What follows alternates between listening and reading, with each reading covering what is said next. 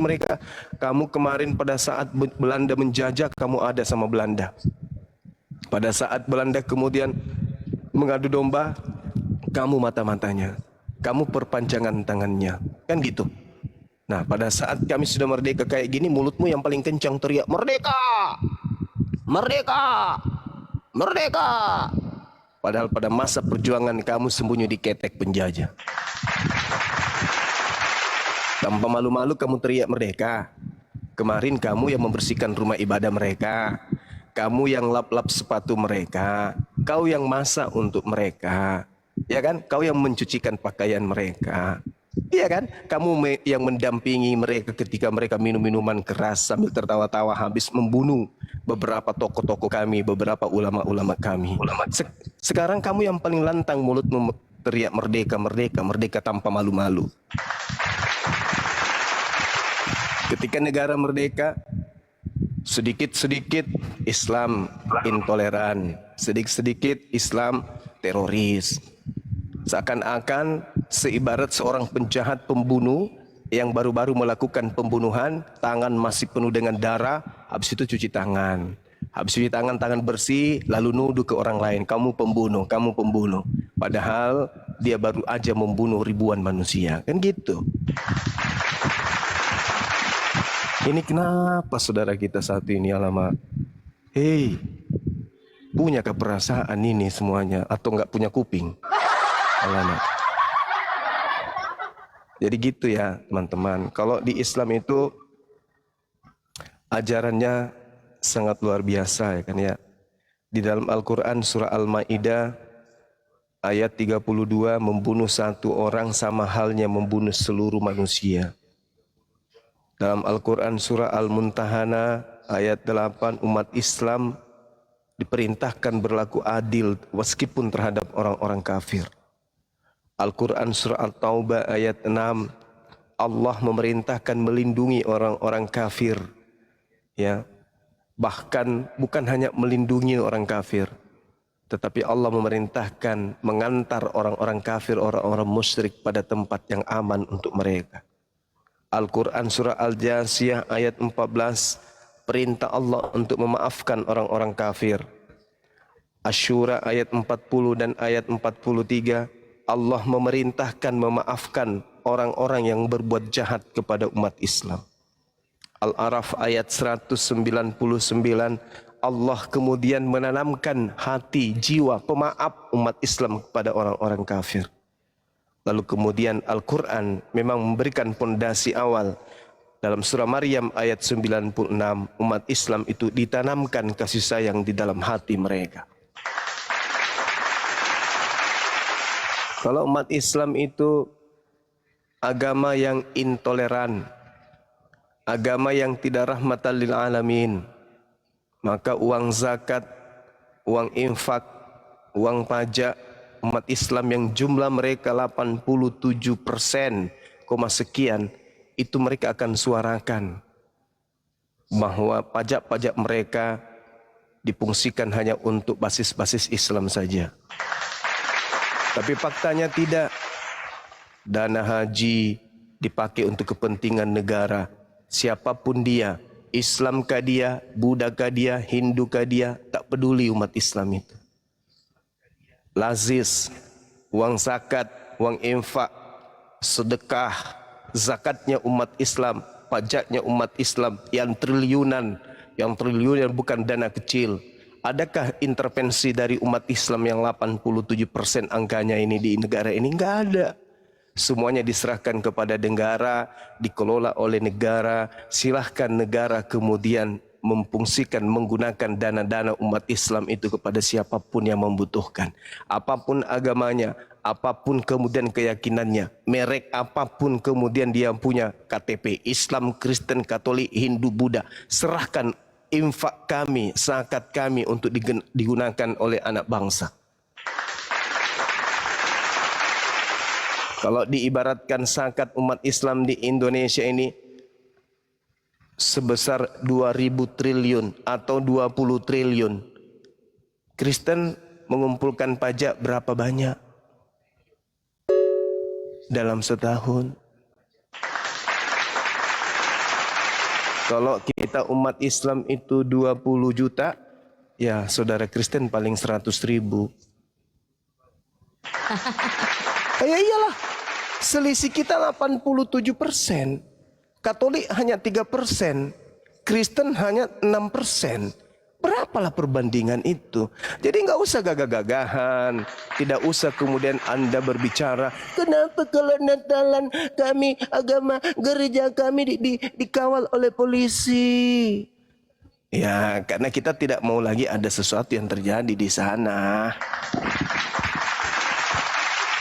Kan gitu, karena kita cinta kedamaian itu. Mau muntah dengarnya ya. Nah itu dia. Jadi kalau misalnya saudara-saudara mengatakan kenapa pada saat kami Natalan kami harus dikawal? Ya itulah bukti cerminan bahwa umat Islam itu negara ini memberikan kemudian hal yang luar biasa kepada kalian yang minoritas.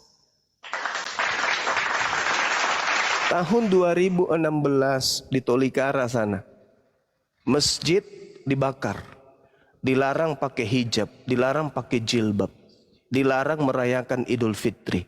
Belum ada wilayah di Nusantara ini terjadi pelarangan Natalan. Belum ada. Belum. Jadi jangan bercerita tentang hal-hal yang kayak begitu tentang negara kita ini, jangan. Jangan. Ya, karena ya penggerak dan pelaksana bangsa dan negara ini ya mayoritas umat Islam. Jadi jangan kaitkan antara Natalan dengan umat Islam, antara Natalan dengan apapun yang ada di negara kita ini. Gak perlu. Kalau ada sesuatu yang terjadi dengan kalian, mungkin ada yang salah yang perlu dibenahi, kan gitu. Jangan nyalah-nyalahkan oknum. Karena kalau Anda melihat di luar negeri sana, yang membunuh, yang memperkosa, yang merampok kan mayoritas agama kalian juga. Maksudnya mayoritas orang yang beragama Kristen seperti kalian juga.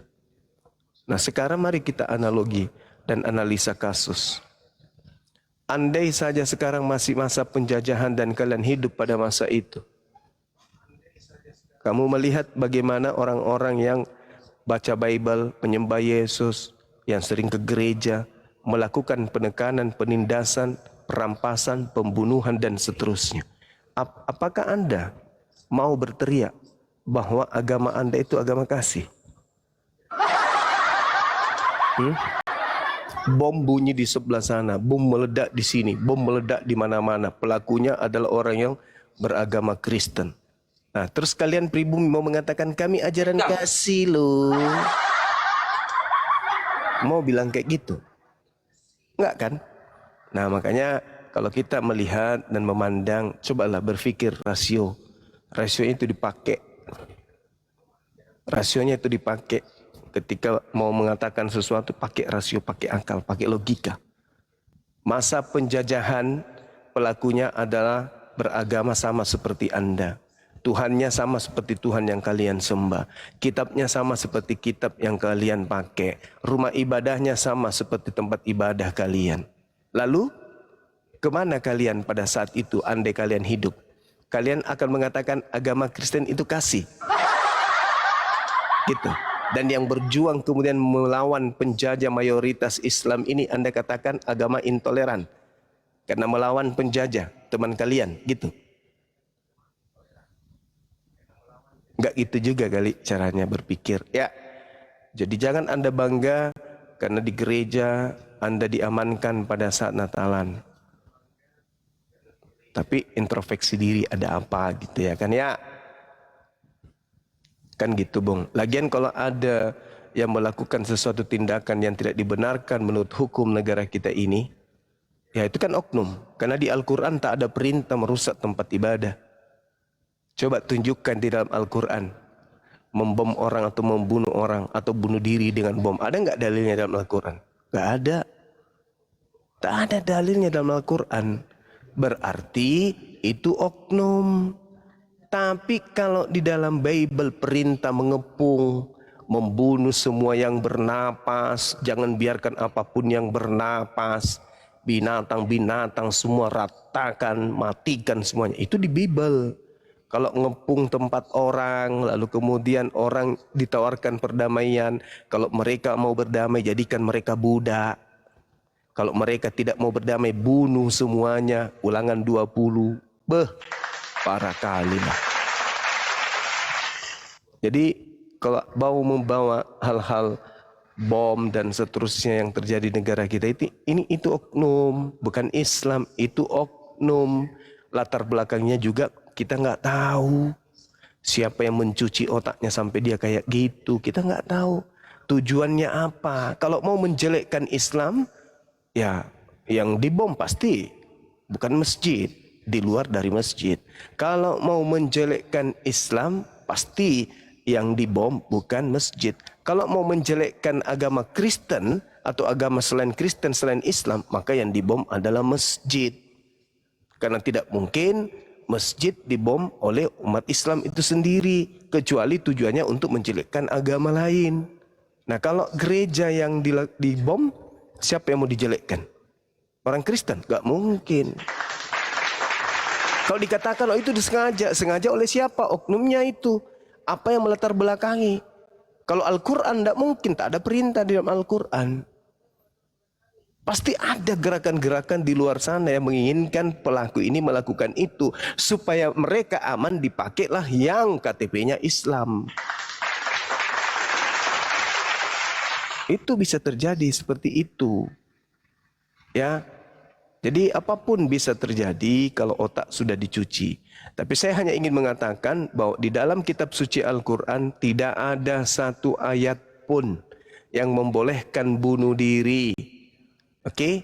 Ya, tidak ada satu ayat pun yang memerintahkan untuk menghancurkan rumah ibadah agama lain di luar Islam. Tak ada. Carikan saya kalau ada.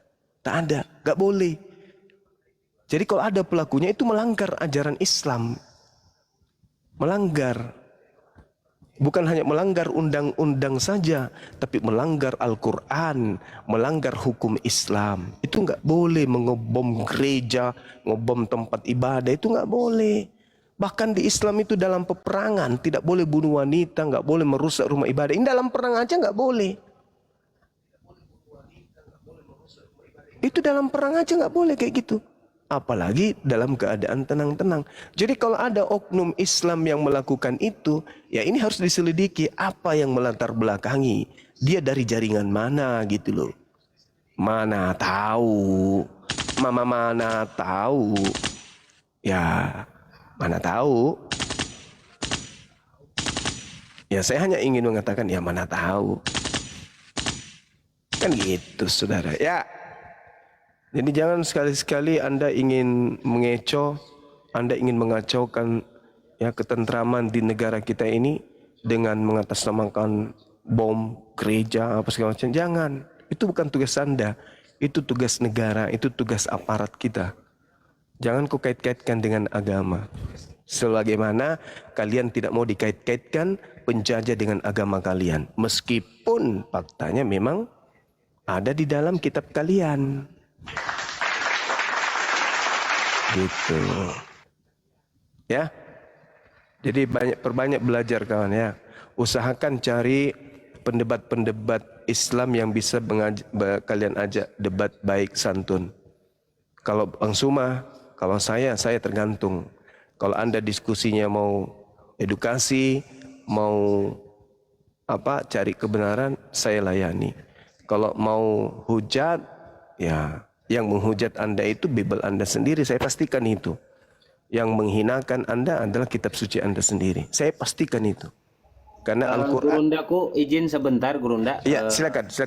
Bunda Rahma, tadi yang akun Makassar coba dicari atau kalau ada masih di bawah katanya ada yang mau bersahadat katanya. Tadi kan 2 kali naik tuh. Iya, akun Makassar. Cuma dia noise jadi mengganggu tapi dia enggak. Oke, benar. mana dia? Kalau ada di bawah ya silakan berikan permintaan naik ya silakan. Kalau memang benar Silakan dia mau bersahadat. Silakan kita kosongkan. Lanjut. Turun dah. Besok malam itu begitu. Bunyi sendokku ya. Tok tok tok. bunyi. Baru pakai makan. Iya, saya itu makan pagi kalau di sore hari, Bunda. Mama mana kurus. Agak-agak lain ini, Deng, agak lain. Dan saya biasanya tidur siang di malam hari. Dan bangun pagi di kala sore gitu, Bunda. Balik-balik begitu kata kayak Oten, tak balik-balik otaknya. Ini Bunda, Praktisi sapi. saya jadinya nih dengerin Bang Handi ngomong gitu, nanti kalau tidur nggak enak makan ini. Kok makan nggak enak tidur ini, gimana nanti nih?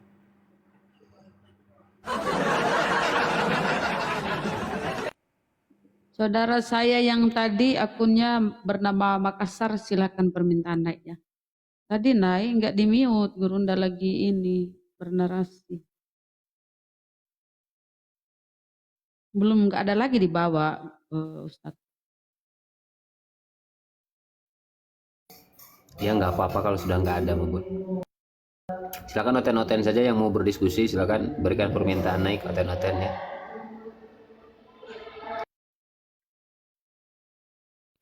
Sebentar lagi nih maghrib Jeneponto. Saya di Jeneponto ini, Bunda. Oh, ada sisar turunin, ada tuh, ada berikan permintaan naik. Bentar ya. Orang makan mak itu nyarang, jarang. Mana Makassar? Naik Bang, saudaraku di Makassar mana? Oh ada. Iya ada di atas. Assalamualaikum warahmatullahi wabarakatuh. Waalaikumsalam. Silakan Abang, ada yang mau disampaikan, silakan. Saya tadi datang ke rumahnya ibunya. Saya mau tanya itu anak. Saya bilang kalau ini kamu ke rumah, saya masukkan kamu Islam di TikToknya Bang Cuma. Tapi tidak ada dia keluar sama temannya. Gitu. Ketemu kan tadi, dia lagi main bola. Ketemu kemana tadi itu? Ketemu kan tadi di jalan. Di warung kopi. Nanti kalau dia balik kasih naik saja. Kalau balik nih. Iya. Siapa kan namanya? Namanya Arjun. Oh, Arjun. Di mana ke sekarang kan di Palopo? Di Palopo, saya juga di Palopo. Oh iya. Barangkali pergi di Belopa, apa enggak? Enggak, dia tukang foto itu. Enggak tahu di mana tukang fotonya itu, kalau ada yang panggil dia foto dia. Oh, enggak lama aja itu balik nanti malam dia. Saya ke sana tadi, ibunya tanya mau apa? Saya bilang gitu, anakmu itu kasih masuk ke tadi itu. Kenapa dia masuk ke Kristen itu? Kurang ajar itu. Kasih masuk Islam. Temannya katanya yang kasih masuk, yang ngajar-ajarin begitu. Ya maksudnya kembali ke Islam, diajari baik-baik. Jangan dipaksa orang, Pak. Biar kita punya anak, tapi jangan dipaksa. Tapi saya enggak terima, Bang. Saya enggak terima anak saya mau masuk kafir dia itu. Saya enggak terima, Bang. Anak saya mau jadi begitu. Oh anaknya Bapak, anak tah? Iya. Anak. Anaknya jangan mau sampai dia Bang. Kalau perlu pukul dia. Jangan ya. Iya. Tambah-tambahin, iya benar mah. Tidak durhaka orang tuanya. Islam malah dia. Dia nggak serumah. Itu si Arjun tinggal sama istri pertama. Sekarang ini bapak ini sama istri kedua. Itu ya Pak ya? Tidak, Bang. Saya tidak punya istri sekarang. Saya sendiri ini di rumah. Bang Handi salah orang itu woy. Nah, Sendiri. jam bilang semalam istri pertama kedua. Saya, Bang, istri pertama itu tempatnya itu Arjun tinggal, istri kedua saya cerai karena ya maklumlah tidak ada uang, tidak ada apa ya, kita ditinggalkan, dia yang talak saya. Oh, kasih nah. Benar. Iya. Ya udah Dia sudah Mi yang Pale. talak saya, Bang. Jangan Saya dicerita itu Pale. Jangan dicerita. Tunggu Mi Arjun pulang. Tunggu Mi. Iya, Deng. Marai itu temannya Bang, Marai. Marai itu temannya, kurang ajar kok kasih keris dengan Kristen Marai temannya. Si Kristen temannya. Suruh jangan bergaul sama Kristen Bang, disuruh makan babi itu. Kurang ajar. Tahu di daerah situ orang kan ada percampuran sama tanah Toraja. Ya, betul.